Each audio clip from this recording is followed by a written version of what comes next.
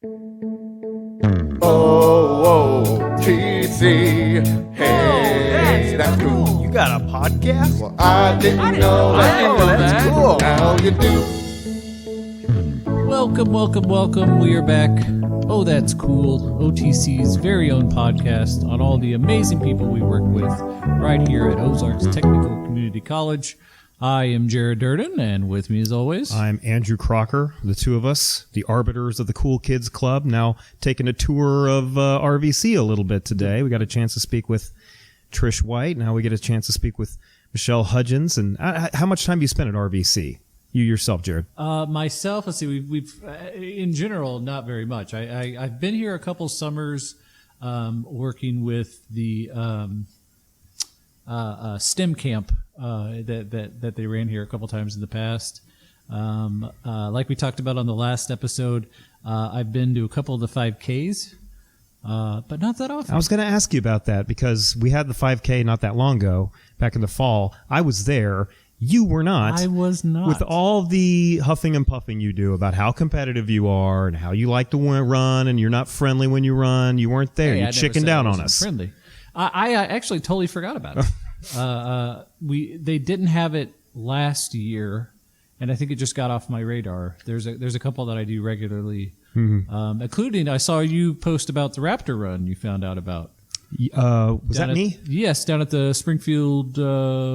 What's that called? Natural History Museum.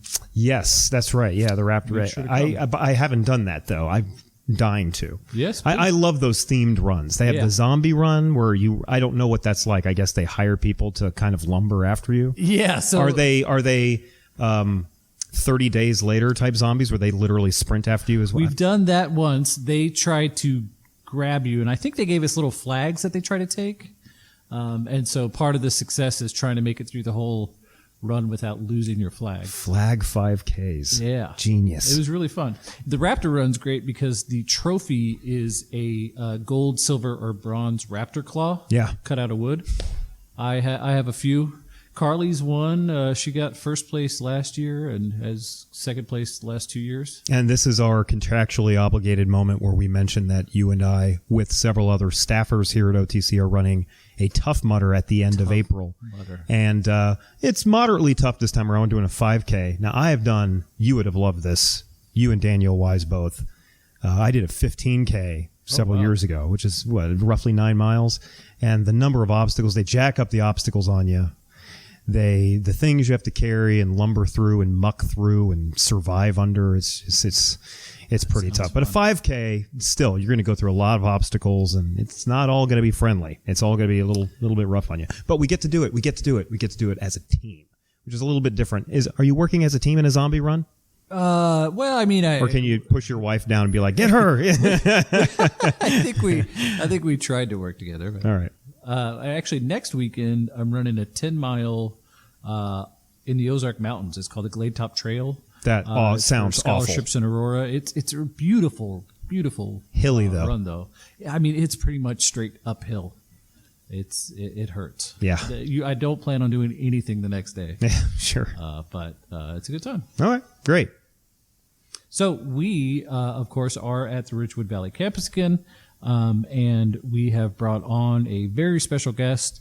With us today is Michelle Hudgens. Hi, thanks for having me. Welcome to the program. Welcome. How do you exist at OTC? So I am one of the 2 English instructors here, and I have been here for, since the campus opened. I was actually here when it was still the Ozark Education Center. It was a 2-room schoolhouse over next to the Walmart. So, yeah, I've been here for the entirety of Richwood Valley. And you are the co-creator of maybe my favorite course I have observed. I got the chance to sit and observe you. Yeah. Jennifer bumped that day. Yeah. But you were a part of that class as well, where you guys teach about the history/literature of the Holocaust. Yeah. Can you nutshell that? Yeah, she teaches the history side of it, and of course I teach the literature, and we believe that the two inform each other, that you get the context of history that helps you understand the literature, but then the literature also helps you get the emotional side of what was happening to people. And it's not just, fiction, which is what most people think of when they hear literature. It's the journals, the diaries, memoirs that people wrote, the poetry. We look at artwork too. And that helps better understand, what was happening to these historical things. It's not just dates. It's not just numbers. It's, someone real who was going through this. And it's a powerful class. We only teach it in the spring semesters. And I was thinking the other day, this is a class that I teach once a semester, and it has such a powerful impact on how I teach all of my classes, really. Yeah. Yeah. How so, do you think? How does it affect your other classes that you teach? Gotcha. It's that emotional connection that you're making to the subject matter and trying to help people understand that there is a person behind words a lot of times. Since I teach writing, I think sometimes we read words on a screen and we forget this is another human being who is saying something. And so it's important to help contextualize who is saying this, why are they saying this, why is it important to understand what they're talking about in order to form our own responses. Your argument would be that by absorbing these, are they always nonfiction? Not always, no. We actually do a really cool fiction unit that I can talk some more about, too. Okay, so again, literature kind of is your bag. Mm-hmm. There's a graphic novel that's kind of been making the rounds recently. What's it called? Mouse? Yes. What am I reading? What is this thing? So it's a graphic novel that is about... I can't remember if it's a young grandson who's telling his grandparents' story or if it's the author who's actually telling about his grandfather's story, but it's these Jewish people who are hiding from the Nazis, and they're depicted as mice, and then the Nazis are cats. And so it's telling the story of, what happened to his grandfather as he was hiding in the situation. The whole point, why graphic novel? Is the whole point to reach out to younger audiences? What are we doing here? That's a good question. I'd have to read more from the author about why exactly he made that choice. Right. I don't think it was necessarily intended to be for younger children. It was just a way for him to explore. And if I remember right, again, don't quote me on this, but it seems like he was making some choices about the kinds of characters, mice versus cats, to make it more accessible for people. And so... I don't know that it was ever necessarily intended for young people.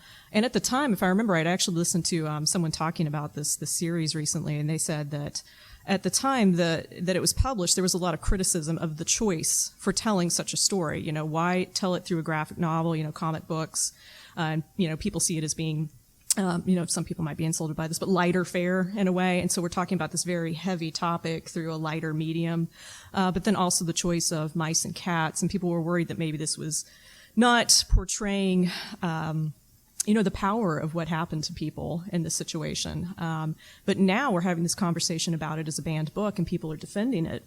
Yeah. And so over the last, I think this was published in the 90s, the last few decades, the discussion around this book has changed. Our value of it has changed, that it is an important work for people to have access to in order to understand what happened to people. So I think that's really interesting about how we can have one perception of a work, but over time, given the conversations that we're having and our understanding of how they can inform, our knowledge of certain topics, we can change our views on that.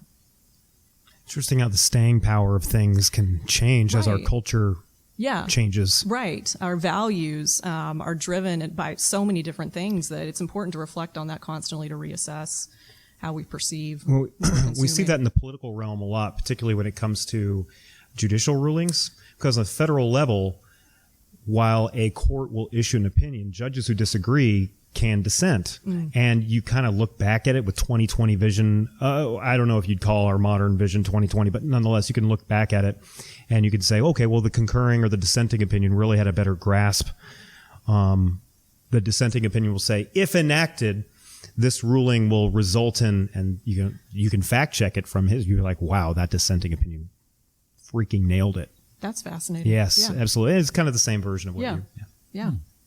So tell us a little bit about yourself outside of the college. So who's Michelle Hudgens? Right. So Michelle Hudgens, she was, I was born in Louisiana. Yeah, it's weird to call, it's weird to talk about yourself in third person. I'm writing my dissertation. I had to write a vita at the end of it, and it has to be in the third person. And I was like, this is the weirdest thing I have ever done, referring to myself and trying to pinpoint the most important stuff. So, according to this genius. Right. Yes. This brilliant person. So I'm originally from Louisiana. I say y'all a lot. That's probably going to come out a lot. Hey, y'all today. And I got my bachelor's degree from Louisiana Tech University in journalism. I worked for a newspaper, the Shreveport Times, for like 9 months. And I was the overnight editor. So I would work from midnight until like 6 or 7 a.m., making sure that the news that they had printed that day got uploaded and it matched what was in the paper. And I hated it. It was terrible.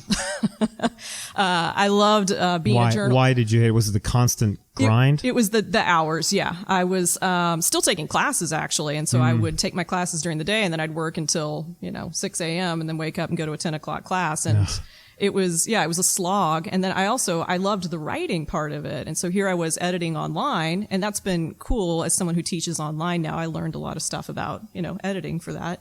But I wasn't doing the writing part of it. And so I was like, I'm going to go back to school. And so that's when I decided to get my master's degree.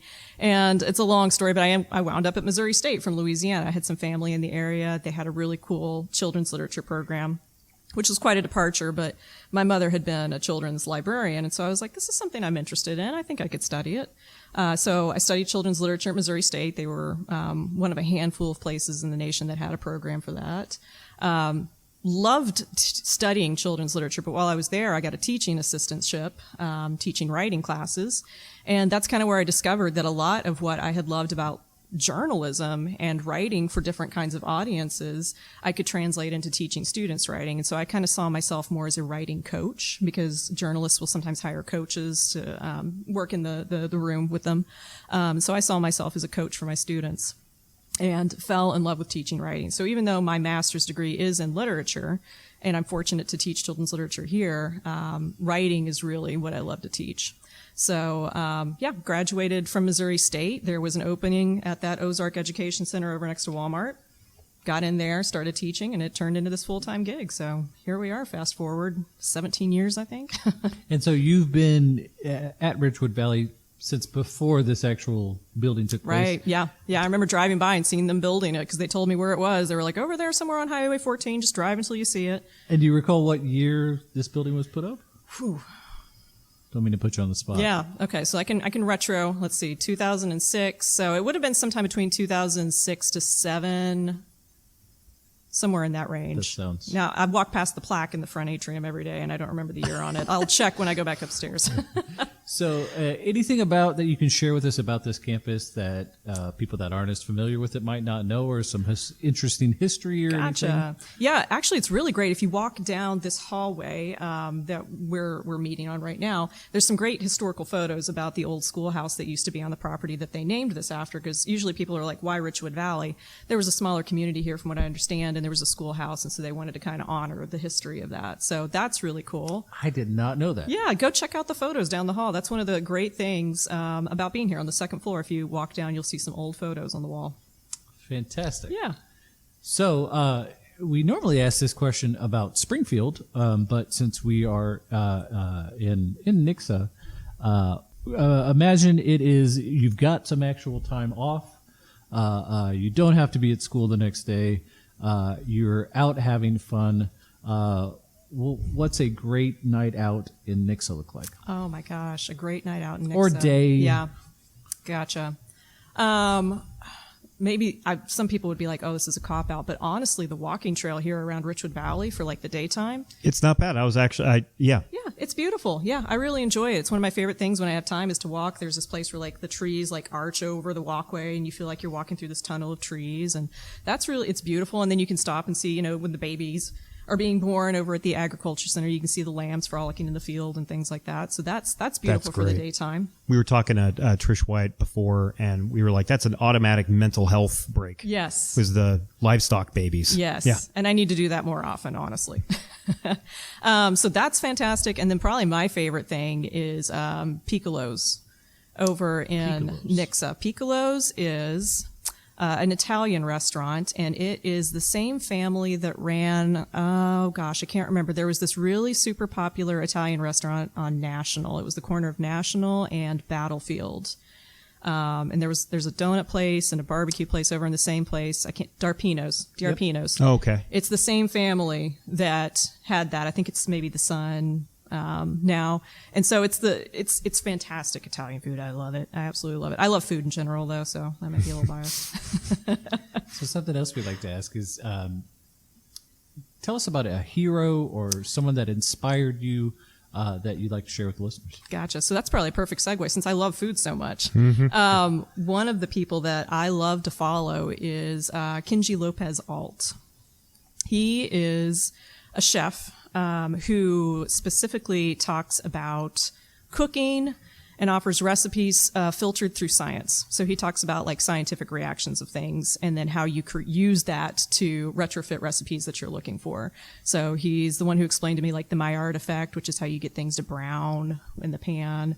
And then he just has a lot of fun with it too. So one of my favorite recipes that he came up with was Pizza Hut pan pizzas, like, you know, the ones you got when you did Book It, you know, as a kid. He's got a recipe that perfectly recreates a Pizza Hut pan pizza. And he like has a full article that explains exactly how he went through the process of making the dough exactly right and how you get the cast iron to do exactly what you want it to do. And so he's fascinating. And then he's also really big into social justice too. So he's also fascinating to follow for that reason. So. What was his name? Kenji Lopez Alt. As you were ramping up to him, I was like crossing my fingers. I was like, Guy Fieri, Guy Fieri, Guy Fieri. She's going to say Guy Fieri. I was expecting a Guy Fieri reference, but that took me by surprise too. Gastronomy, what's the term? Something gastronomy, the combining the science of... right. Molecular gastronomy. Yes. Yeah, where you can use it to make like, you know, the bubbles and things around the food. And It got really popular, especially as cooking shows got more and more popular. Yes. Turning things into foams. Yes. And using all kinds of science in order to cook. Yeah. Probably my trick that I love right now is I finally figured out about, I think it's sodium citrate. If you add it to cheese, it keeps it from, you know, turning grainy. And so you can make like perfect queso at home. So that's been the big thing I've been doing right now is what cheese can I quesofy? What cheese can I like add this sodium citrate to and get a perfectly silky cheese sauce? So my big thing is the air fryer. Oh, yeah. Revolutionary. Yeah. My big thing is mac and cheese. Out of the box? Out of the box, yes. Out of the box. Man, I'm telling you, Kenji Lopez Alt has a fantastic mac and cheese recipe you should check out then. We all this talk about adding chemistry to improve your cheese and your mac and cheese. Maybe remember a nightmare, a dream mare that I had. I can't quite place what exactly it was because I had just got done watching a bunch of Breaking Bad. I'd been binging Breaking Bad while also spending an inordinate amount of time with my kids. I was spending a lot of time with my kids watching Breaking Bad, and I had a nightmare recently where I had an underground lab where I made like chemistry level grade mac and cheese. And I remember like a big part of Breaking Bad is they had all these subplots like we got to go out, we got to fight to get ingredients and bring it in. And I'm like, we need to get ourselves a tub of butter. If we can't get a tub of butter, we can't satisfy and we can't bring in the. So I had there's this gigantic, ridiculous plot line. I had my own Jesse. I was, I guess, the Heisenberg this time around. We had my own Jesse, and he was running around. He's like, "You don't understand, man. This yellow powder, it's running down on us." And I was like, "I know. We're gonna trust me. I'm the one who knocks. We will get ourselves some yellow powder." And I was waiting for you to say Guy Fieri. No. He would have been the Gus Fring of the Guy Fieri. No, but I that was in retrospect kind of a cool dream. But I remember this. The thing that always stressed me out most about that show wasn't so much the meth; it was always the just keeping secrets from his family. For some reason, that drove me up the wall. That triggered me more than anything else. Yeah. I know. I was listening to you guys talk about the class, and Jennifer's talked about it on her episode as well. I would love to do a physics history class. That'd be really cool. That would be so fun if I can. I need a good history person interested in. Yeah. I was approached once by Karen Forsey, and sadly it never went anywhere, where she wanted to combine forces. This is just such a cool idea. Props to Karen Forsey if she listens to this, where we cover some YA dystopian novel or some other kind of adventure. And she would kind of teach. She would be the Michelle Hudgens, essentially. And I would cover the government system that the books are describing. Now, that makes a lot of sense with some of these books. Like, I'm a big fan of Hunger Games. The dystopia described in Hunger Games is very granular. This author did a great job of describing a functional society. I'm watching, I mentioned this in the last episode, but I'm watching Foundation right now, which is based on Isaac Asimov. His work, very well thought of in terms of how a galactic empire would work, a very non-democratic empire. But I don't know if you've read Divergent. Yeah. Have you read Divergent? Yeah, I've read Divergent. I was kind of thinking that's another book that she wants to cover, but I've read Divergent, and Yeah. that is just a mess in terms of how it describes its government system. Yeah. It seems totalitarian. I mean, you force people to wear a color and do a job. Right. But by the second book, they just make up all kinds of rules as the book goes on. So some of these books would work really well. Hunger Games is the one that jumps immediately to mind. Right. Yeah. So anyways, that'd be a fascinating subject. Yeah. For a class. Well, and I love the idea of doing that for physics, for science, Yes. or math even, because it's something about, people feel like they have this disconnect from these Yeah. ideas. And so, again, bringing that idea of a connection, a human connection, someone you understand. You're right that it's not, and I've probably talked about this before, but that, there's this great PR story that Newton came up with his laws because he was just sitting there one day and an apple fell on his head. That didn't happen at all, Yeah. right? And the idea that, everyone is capable of coming to these decisions, these same understandings, and putting that historical context to it, like you said, it gives it Right. to some humanity. Right. Yeah. Right, yeah. Well, and there's something cool. I think people get excited about debunking, those myths too. Yeah, So, that's fun too, Yeah, right? exactly. So that could also be a cool sell on that. Cosmos does a fantastic job of that. They do a lot of the historical context and a lot of that work too, and really kind of present the science itself in kind of a narrative form. Yeah. So if you haven't seen the original Seen- 70s version, No, I haven't seen original. I've seen much of Neil deGrasse Tyson, but not who was it? Richard Dawkins? Who was it? Cosmos in the 70s. his name just fell out of my head. He's one of my favorite people. We're gonna have to bring that back on. Was he the turtles all the way down guy? That's one of my favorite scientific. Yeah, always wore a turtleneck. Gosh, he's in my head. In about like 3 minutes, I'm just going to yell it out. You're just gonna yell it in the middle just of bear the- with me. But because if I try to just think of it now, I'll stop talking. Maybe that's best. What I was going to say though is in the new version was so Neil deGrasse Tyson.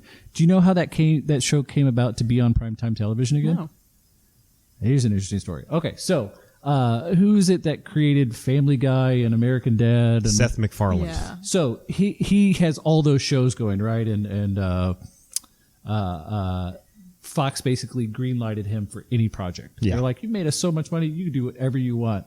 And so he, to their very much dismay, they were not happy about it, brought back for the first time since the 70s a primetime television show with science as a theme. Oh, how about that? Yeah, isn't that? Oh, and Yeah. the network was like, hold on, we're okay with Never would have happened except Yeah. for we're he's- okay with like cartoon characters showing their That's booties right. and stuff. But Yeah.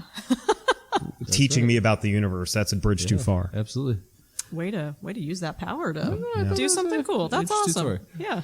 So I did wonder while I was watching a special a few years back where Seth MacFarlane was singing like Sinatra tunes. Did you ever catch that special? And he was singing duets with the lady, and I'm like, why is this on? Well, apparently because he was just like, he sings all the time at his shows anyways, and he was like, I want to do that for real, and he just told them. They were accommodated. They were like, all right, no, sure. I'll give him that Yeah. with the other, right? Gosh, it's on the tip of my tongue. It's Richard. Richard is the first Oh. name. Dawkins. No, that's the guy that talks about evolution. Oh, Who's Richard Attenborough, but I don't know who. No. That's not the right person. Man, it's going to come to me. I'm telling you, I'm just going to shout it out. well, we'll edit this out. It's part of the fun. I like everybody thinking that you can just recall this stuff automatically without pausing. It's dishonest, though. I do a lot of rambling. What a really important question, though, that we've been wanting to get to. Gumby versus Mr. Ed, battle to the death. I've been ready for this one. Who wins? Oh, good. Yes, I did my homework. I knew this was coming, and I've been thinking about it, and I don't know that I have a good answer. But so initially, I thought, Gumby all the way, because he's a stretchy dude. He's just gonna get around Mr. Ed's neck, and he's gonna, just put him in a chokehold by, stretching around him. And then I got to thinking, and this is where physics came in, and I was like, how stretchy is he really, though? I mean, a horse's neck is pretty stout, pretty robust. And he's got to be real, like he's really going to have some tension or something in there, some Tensile force. strength. Tensile, yeah. There we go, for him to be able to like fully get the chokehold, Yeah. So I rethought that, and I was like, no, Mr. Ed's just going to step on him. There's what is canon? What is canon? How far can he stretch? Exactly. In and that, we theory, don't know. to X, but we don't know. We don't know. Right. And when I think of Gumby, he seems like soft Play-Doh. So, I mean, I don't know that he's actually going to... If you tear him apart, does he become 2 Gumbies? That'd be interesting. If you rip him to half and you can create 2 Gumbies. There's the storyline right there. Yes, and then we just absolutely. create an army of Gumbies. And then maybe he does take down Mr. Ed that way. Yeah. Okay. I would take an army of, and that's another thing is that we don't exactly know. We had mentioned this in a previous episode. We don't exactly kind of know his size either. Right. Is he, Vivian Elder once made a reference to Eddie Murphy. Is he Eddie Murphy Gumby sized? If so, I got better odds on him then. Right. Yeah. And we always assume that he's small just because we know that it's, stop animation. But, So again, are we at horse density? Is that what this is really about? I mean, at the end of the day, it always comes back to horse death taxes and the density of horses. Density of horses. They are, I mean, I don't spend a lot of time around horses, but they are very large, but extremely compact too. Yeah. They are very, very strong. they don't seem like they get... Well, I guess you have to train like war horses and things to not get flustered, but they also just don't seem like they get flustered a whole lot. So it seems like something tiny, attacking this giant horse, he'd probably just be like, oh, whatever. They keep their cool, right? Yeah, they seem They to. really do. Yeah. All my horse expertise right here that's coming out. Years I and years. assume they're calm and cool and collected. Yeah. Nothing but density and character. So what we really wanted to ask you about, of course, is as an educator, specifically in your field, you deal a lot with media literacy. I do. And so, given our times and given how many examples that I'm sure we're going to talk about and can talk about how important that notion is, tell us a little bit about your experience and how media literacy plays a role in your classroom. It has been fascinating through the course of my adulthood. I mean, when I got my bachelor's degree, it was the early 2000s, and newspapers were just starting to go through this shift where media was turning online. And so I've seen from like the early days of that, when we still, had a pretty robust trust for the news, and there were only so many news outlets that we had access to information to. And now the growth of media isn't just traditional news outlets; it's social media and all kinds of platforms.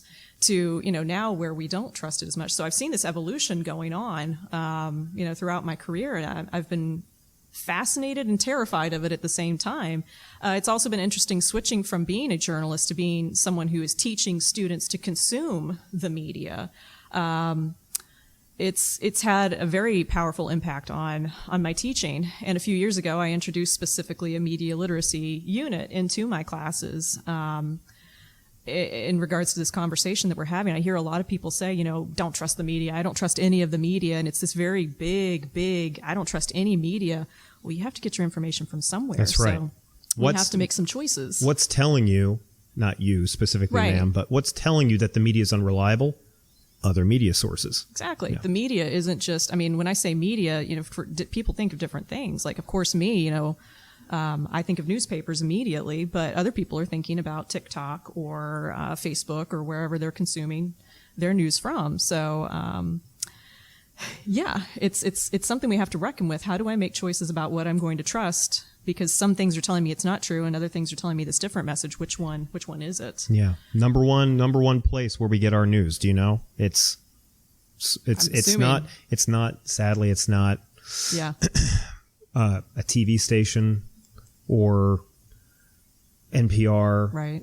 or you get the idea. Instead, it is it's social media, specifically Facebook. Facebook gets more people get their news from Facebook than the major media sources all put together. Right. And then anyone can post anything they want to on there that looks like, we can package it so that it looks like it's news, air quotes.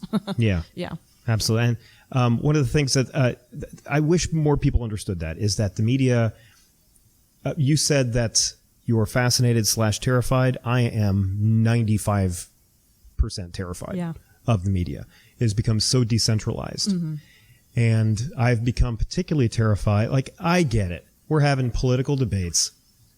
You favor Trump. I favor Biden. You favor, Obama. I favor McCain. We'll just tell these little half-truths to people so that I can get my preferred tax policies. But the pandemic wasn't esoteric. It was life and death. Mm-hmm. And this decentralized media blew up the system. I just one of my good friends, I've been friends with him since high school, is somebody that's opposed to vaccines. And we were having this discussion recently on social media, where else? And he cites a study, and the study showed that 3% of the people that got this Pfizer vaccine back in 2021 died. But we know, and I looked that up, and it was true. That study, that was true. But we know 3% of people getting vaccines are not dying. We know the percentage is so minuscule that was an outlier. But because we all swim in our soups of our own creation, Right. that we never have to run into information that ever forces us to question ourselves. Right. And matter of fact, creates these spirals. People are wondering, how could people slip into QAnon bit by bit? That's how. Right. Yeah. Bit by bit. Little pieces along the way, and then the algorithm eventually kicks in. We're seeing conversations about, how algorithms will feed you more and more content about what you want. And we're also seeing a lack of empathy, I think. So it's so easy when you get into these debates on Facebook to attack someone, because we forget. This goes back to what I was talking about, contextualizing that this is actually a human being behind the words. It's important to remember that, when you post a comment, you're responding to someone else.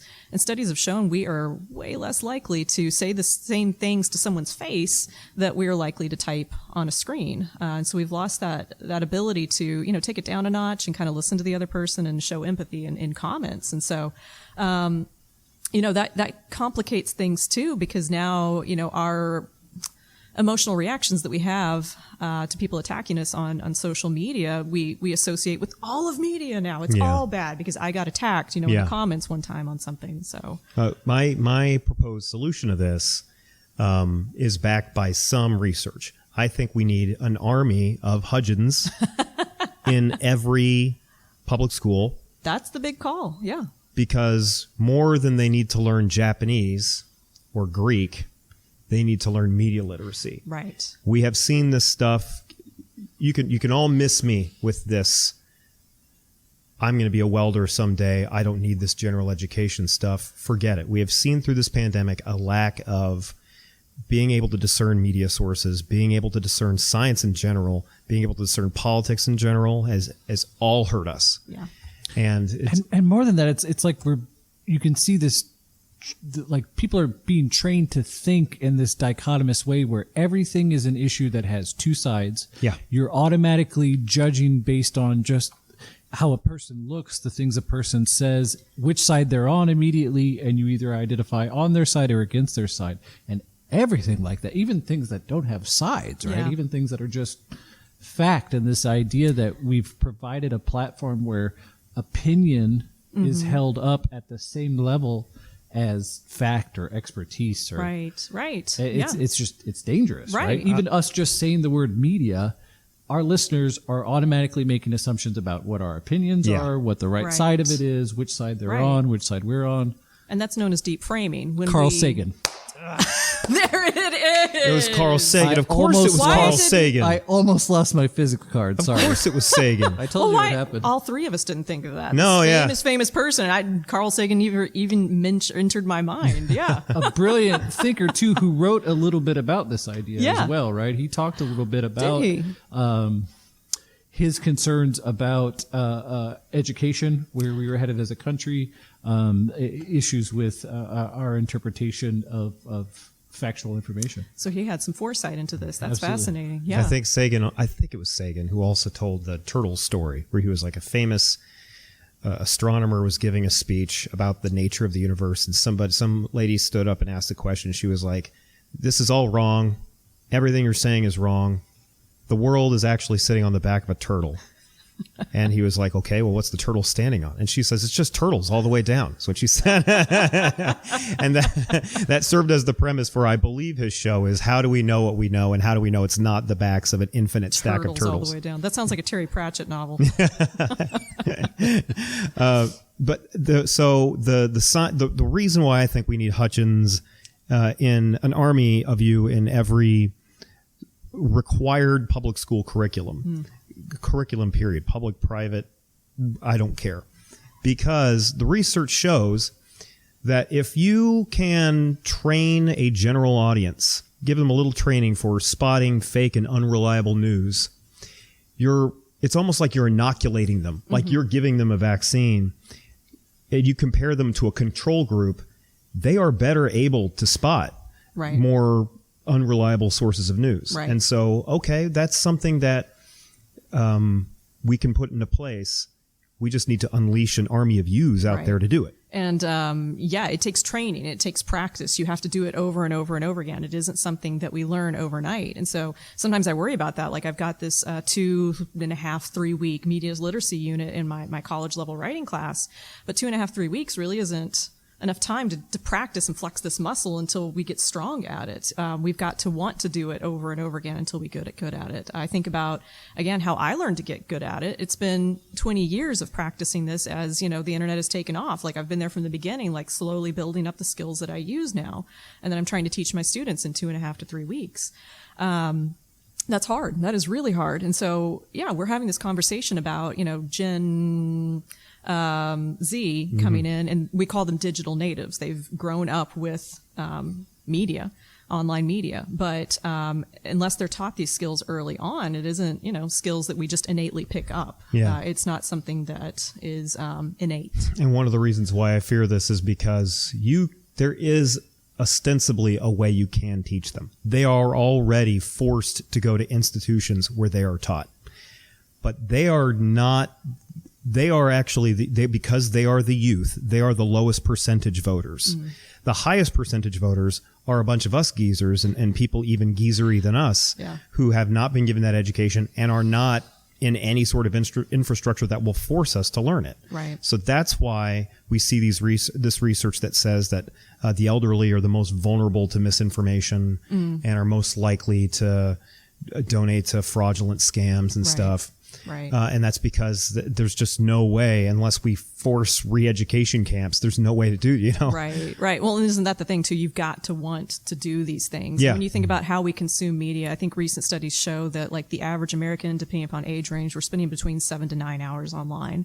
And so a lot of that, I think, like Instagram, they found is one of the big ones. We spend like average person like an hour a day on Instagram. Michelle, do you have that app that tells you how much screen time you've had? Oh, I had to quit it finally. Yeah. I don't need to know that about myself. Exactly. Yeah. I couldn't do it anymore. So I've had to consciously like take apps off of my phone because those numbers, I was breaking those average numbers. Have you guys fallen into Wordle? And I have managed to avoid that. I play Wordle, Dordle, Tridle, Quordle, and Octurtle. Yeah, I was saying, how many other Earls do you play now? Just those. Yep. Yeah, I do Worldle. This is addict behavior. This might as well be an intervention right now. It really is. But you're not alone. I mean, everyone that I talk to upstairs, I'm the outlier for not doing Wordle. I just do the geography Worldle, because. Yeah, it's a collective, and it's something that we do to check out for a few minutes, right? And that's Instagram. We're passively scrolling through it because we want to check out. The interesting thing is too, I'm kind of going against my argument here of like, we're actually doing some studies. There have been a few studies now that have shown that actually doing things like that can reduce stress rates, and it becomes almost like a blankie kind of, and can like squash our like stress reactions to things. So there is a balance, I think, right? What do you mean squash? Like resolve or I'm repress? trying to remember how because there's a healthy version of that and there's an unhealthy version of that. Resolve, I think, is the thing. So they were looking at, one of the studies that I read was looking at people and the number of stressors that they have in their lives. And then within a certain amount of time of a stressor happening, if they spent some time, like, just online, passively looking at something or doing a Wordle or whatever, what their reaction, like what they perceived as the level of stress response to that stressor in their lives. And they found, again, I'm speaking very generally, I'm not recapping that article very well, but they found that, the stress rates were lower. So I don't think it's repression. It is, just resolving, maybe giving us a chance for heart rates to come down or something. Your like that. work with media literacy, this is basically a different way of talking about psychology. Yeah. Right? Yeah. And there's a lot of overlap between disciplines with media literacy. Yeah. Because a lot of it, I am aware, surely the average person who reads partisan websites and ideologically slanted websites, they're aware. They know that that's what they're doing. Right.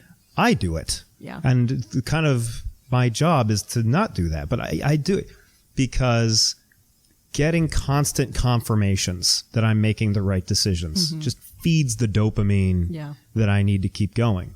Yeah. And the whole problem with locating unreliable websites and unreliable sources of media, the whole reason why your field will always be the uphill battle is because you're essentially coaching people to dive into a pool of cognitive dissonance. Yeah. And they have to figure out how to get out of it without just doing the path of least resistance, which is forget all this cognitive dissonance. Just tell me what I already know. That's it. We want a simple answer. Yeah. And I see that a lot as I'm teaching this media literacy unit. There's some frustration with just tell me what the right source is. Yeah. We have to have this difficult conversation about, there's so many different factors that you have to look at it holistically to make a decision about how you're going to use this source or how much you're going to trust it. Because that's the thing, like the word bias, we've used this in a way almost to dismiss people now. I'm sure you've been in a fight before where someone just said, oh, you're just biased. Like I was talking about how much I love Snicker bars the other day, and I love milk chocolate more than dark chocolate. My friend was like, you're just biased because you like milk chocolate. Dark, Jared, right? Dark chocolate. I know it's healthier for you, but the milk chocolate's so much tastier. So good. And I want to get back to your point. My wife and I took a cooking class together, and we tried for the first time, at least I have, ruby chocolate. Try that ruby chocolate. I want to try that. That's that pinkish kind of chocolate. Yeah. It tastes like a mixture of chocolate raspberries. You would love it, ma'am. You would love it. I've been meaning to invest in a big bag of it so that I can make some chocolates. 100%. I think this is going to convince me to do it. Okay. So anyway, this idea of bias, we use it to dismiss people, but it isn't a bad thing to have an opinion. Bias is unfair opinion. We want to have opinions because if you don't have an opinion, people are going to come around and push you around because you don't believe in something. So everyone has an opinion. All media is created by people. So we have to be aware that anything you consume is going to have a perspective of some sort. It's going to have a point of view in it. We just have to be aware of when it does wander into that unfair bias territory. And that's where it's not simple, right? We want something we want our news to be completely opinion free. We want a reporter who's just going to report the facts. And there is news to that effect, but we have to be aware of, news companies in general. They're going to have a perspective, and we just have to know what that perspective is and be able to dial in accordingly to understand how they're approaching the topic that they're reporting on. So my problem with that is that the perspective is just always seems to be very reductive. The perspective always seems to be, no matter what your point of view is, there is the you and then there is the not yous, and the not yous are coming for you. Right. And we've seen the rise of that with like punditry, right? Like pundits coming into the news. We can more pull and something more out of a hat right now. Yeah. Name it. Gas prices. What's the problem with gas prices? Well, we have this is creating the problem. This is exacerbating the problem. This is making the problem worse. We had these potential solutions, but right now we're going the opposite direction. Or I can click on another website, and it's like, freaking Biden. Well, there you go. I have solved something that it doesn't demand a lot from me. It gets my dopamine levels up. Yeah. You know what I'm trying to say? Is that and part of it is I don't want to turn this into a railing against modern society, but our productivity levels are up. Our pay does not always correspond with it, just as Americans. We're having cost of living is going up. The value of a dollar, it's not stretching as far as it used to. And to be honest with you, we're just gassed. We're just gassed. We're just exhausted. Yeah. And so now you're telling me that during my mental health break, I need to, dive into the academic wilderness of trying to figure out how best it is. Or I can't just scroll through Instagram and enjoy the pretty photos. I've actually got to look at who posted this. And or I can just read a site that just says it's Biden did it. You know what I'm saying? Yeah. And so that's your job is very important, but I'm afraid it's always going to be an uphill battle. You tied this to psychology, and I'll tie this to what we do as educators. I think we know this in terms of when when you're first learning something, learning is uncomfortable, right? Yeah. This idea of zone of proximal development, where students want us to they want it to just be, tell me this thing and then I know it and we're done, right? Yeah. But we know that's not how learning works, right? That we know then, as we talked with Tricia talking about math, just knowing the answer doesn't mean I can then apply and readily in new context use the tools I need to come to solutions. Right. And so it's so much easier. Yeah. Okay. Yeah. Just tell me this thing, and then I can repeat that thing, and then Right. I know these things, Yeah. right? And we know that's not the case. Yeah. Well, I think back to when you interviewed Jennifer Bump, since she's my office mate, of course, she's got the little sign up there that says history doesn't repeat itself, but it often rhymes. Often rhymes. And I Love mean, it's the that same quote. thing, right? We want a hard answer, and this is the thing I'm going to do over and over and over again. We're not going to see the same situation over and over and over again. We're going to see new situations each time, but we have to reflect on what we know that we did previously and figure out how to translate it into this new situation.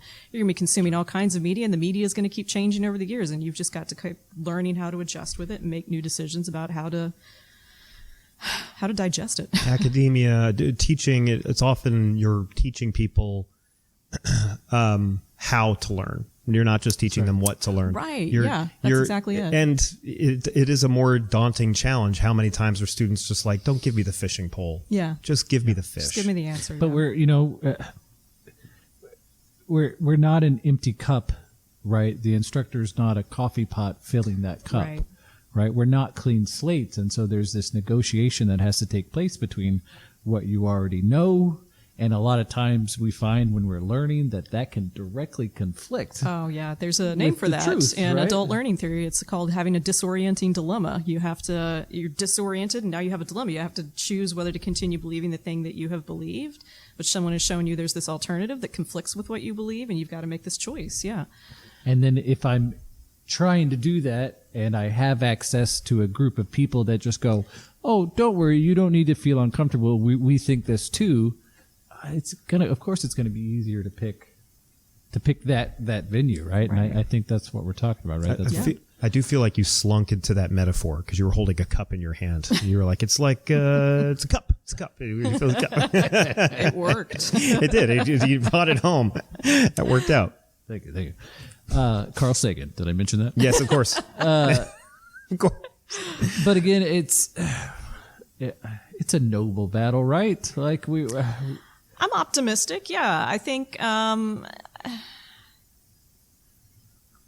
that it's a conversation that people are more and more willing to have. I don't know. Again, I'm optimistic now that COVID's not over by any stretch of the imagination, but, as we're coming forward. No, it is not. Yeah. People are more comfortable, I think, with having these conversations. I've seen it in my own circles where I know I disagree with people, but people seem more willing.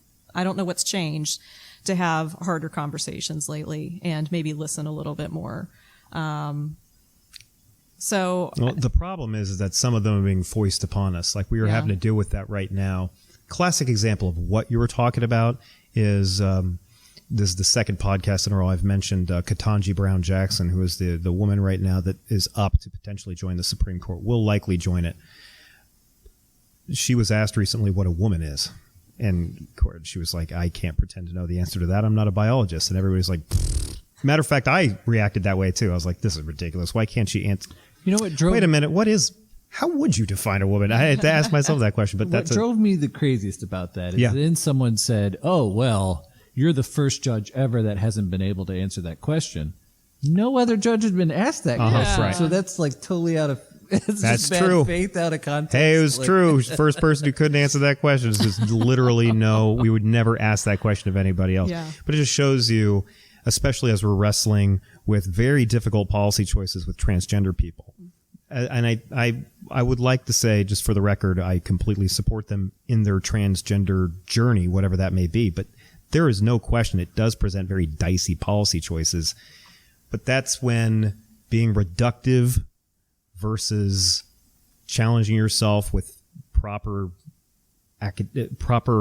academic understanding and proper media literacy will be so valuable. Well, I think I'm just afraid people's fear will win out. To understand everyone's perspective on, their experience. So asking her that question, again, I don't know exactly what the question was that they asked her, but that's exactly what Jared and I phrased. Yeah. Can you define what is the definition of a woman? What is the definition of a woman? There's so many ways to even interpret that question. Like it seems like it's, are they asking for a dictionary definition? Are they asking her for how she feels it is to be a woman? Because that is her perception is not everyone's same experience. So it's just so important. Again, we keep coming back to this, right? It's so important to understand people's stories because it tells you about one piece of the picture, Yes. one person's experience. And that's an important thing to understand. Even that one person's perspective should still inform how we're making decisions. And it's fascinating because you also mentioned how part of the process of understanding context is also art. And I'm not sure, with all the stuff I've read from transgender people, by transgender people, about transgender people, you ever heard of the band Antony and the Johnsons? Yeah, Great band. yeah. But the lead singer is somebody who is transgender. And I don't know if anything illustrates the beauty and the struggle and the societal, sometimes misery, better than their music. Because it bleeds through the notes. Yeah. Really, really beautiful stuff. Yeah. And sometimes you need the art to do that for you. Yeah, in order to express, your story and to share that with other people and have this emotional impact, Antony and the Johnsons. I'm going to have to check that out. Mr. Yeah. Theorists. I've never heard. Antony and the Johnsons? Antony, yeah. And the Yep. Johnsons, yeah. I think they're still out there. Yeah. I was about to say, it's been a while since I've listened to Yeah. their music. Beautiful. Yeah, very. Beautiful stuff. And it is fascinating just to offshoot for a moment on them because their lead singer, born male, but identifies as female and has a very feminine way of singing, but still a very deep timbre a bit. And nobody's voice Yeah, sounds like Yeah. hers. Amazing. that's amazing. So I know you one of the things you expressed was, how difficult it is in just 2 or 3 months to help students understand and develop the skills that they need to really navigate media literacy. So I'm going to ask you an even harder question. Oh, okay. Can you, in just the next minute, give us kind of your list? Give us, could you break it down to a few tips when you look at media? Yeah. How, once you've developed through that 20 years of experience, what do you look for Okay. in terms of trusting sources? Gotcha. What do you look for as red flags? What are kind of the bullet points, even though, Yeah. right, it's still, even with that information, it still takes practice and navigation. Right. Could you kind of break it down to a shorter list? Absolutely. Yeah, I could. In fact, I'm going to steal directly from the curriculum I use, which is the Civic Online Reasoning curriculum. It was produced by the Stanford History Education Group and the Poynter Institute. They studied kindergarten through like college students' ability to reason online and consume media, and found all kinds of fascinating things. There's a executive summary of what they found out there, and then they created this curriculum for teachers to use. And John Green partnered with them too. He created a series of videos that goes with it. They're really entertaining. I really enjoy John Green, yeah. Yeah. So there's 3 questions we can ask ourselves generally. So the first question is, who's behind the info? If we can figure out a person or an organization that's responsible, if there's a username of someone who posted the photo or the video or the tweet or whatever, if there's an organization behind, the publication, is it the New York Times or is it the Atlantic or something like that? Who's behind the information and what authority, as in what, recognized knowledge and expertise do they have? So who has, outside of the New York Times, said that they have authority on this topic or they have knowledge on it?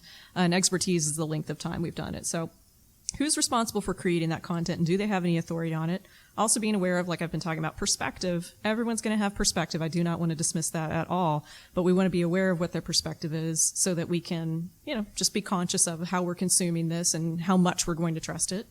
So that's our first thing. Who's behind the info? Then we need to evaluate what evidence are they supporting. Everything is making a claim, even if it's a simple news article. They're claiming that an event happened. If we're reporting on the Ukraine, they're claiming that this battle happened. And so they have to provide evidence of it by interviewing someone. If it's a tweet, by retweeting who the tweet originally came from, tagging someone.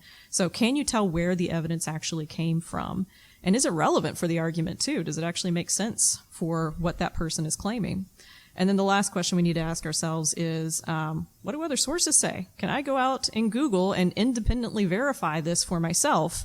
And I think that's what's so important to, you're talking about this echo chamber where we just find people who agree with us. It's really important when we hear something to make sure that we can go to Google and find another place where that has been said from an actual other reliable source and not just, anything. That last thing you said is so so important. People, when you see those headlines and they just seem too outlandish to be true. Yeah. They may very well be true, but you should just take a beat. Yeah. Take a beat Yeah. and dig in beyond that one thing that gave you that headline. Sometimes Perfect this week was as I was teaching, checking what other sources say. I heard someone just talking about Walmart buying TikTok, and I was like, I'm sorry, what? Walmart's buying TikTok.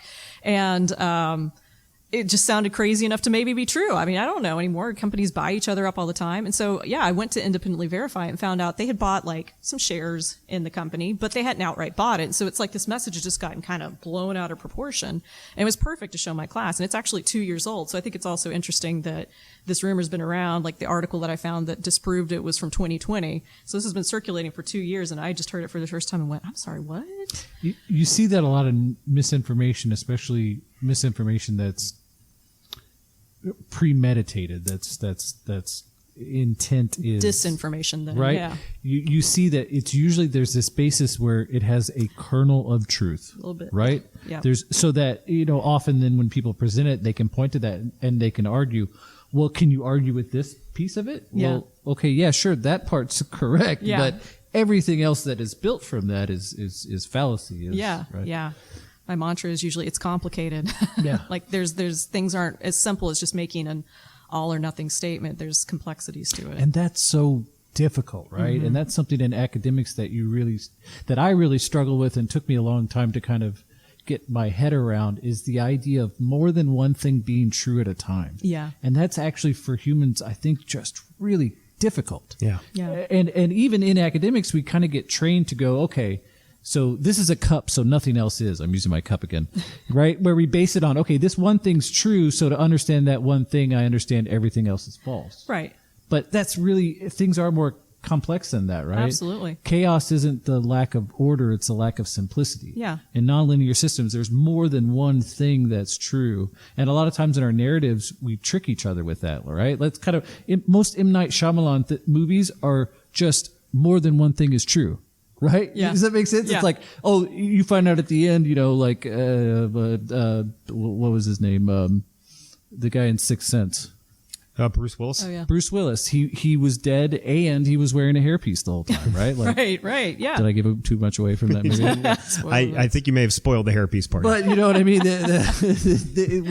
We often get tricked by the idea that there's one thing being true doesn't mean a second thing is false. That's absolutely true. Yeah. And I think it's also, it's difficult sometimes to have patience to unpack a complicated argument. We want things in small sound bites. So like I was really struggling yesterday, with that. Like, I think I'd mentioned earlier, the average American spends 7 to 9 hours online. And I was like, well, which one is it? Is it 7 or is it 9? Yeah. And as I started looking deeper and deeper into it, it took me like an hour to keep digging. And it's not just about the average American. It's what age range is it? It's, what parameters are we defining as online? Does it include when I'm Zooming, or is that just, a video call? Like, am I counting that as being online instead of consuming information?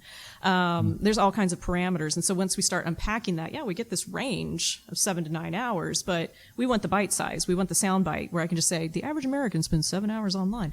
It's not, there's complexities to it, but we don't have the patience to. That is a big window, tease all though. it 9, out. 7's massive regardless. Yeah. That's a job. Yeah. Yeah, it is. It's a full day's worth of work. Yeah. Well, I don't know where else to end this. I don't feel like there's. Tell you what, let's I grab wish, our mics, I wish go to every the. time we could be like, all right, we solved this problem. But Right. it's just, I'm sorry, you were suggesting. I was suggesting just a mental health break. All three of us go out and pet the baby animals out in the agriculture area. We're here. I think there are supposed to be some lambs out there right now, too. Okay, well there you go. Can we bring the equipment? Let's get an extension cord. Let's just go pet the baby lambs. So, why they named this Richwood Valley?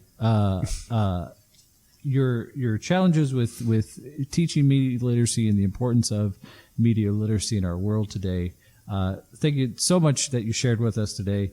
Andrew, I did not know that. I did not know that either. Well, now you know. Thank you so much. Thank you. Thanks, guys.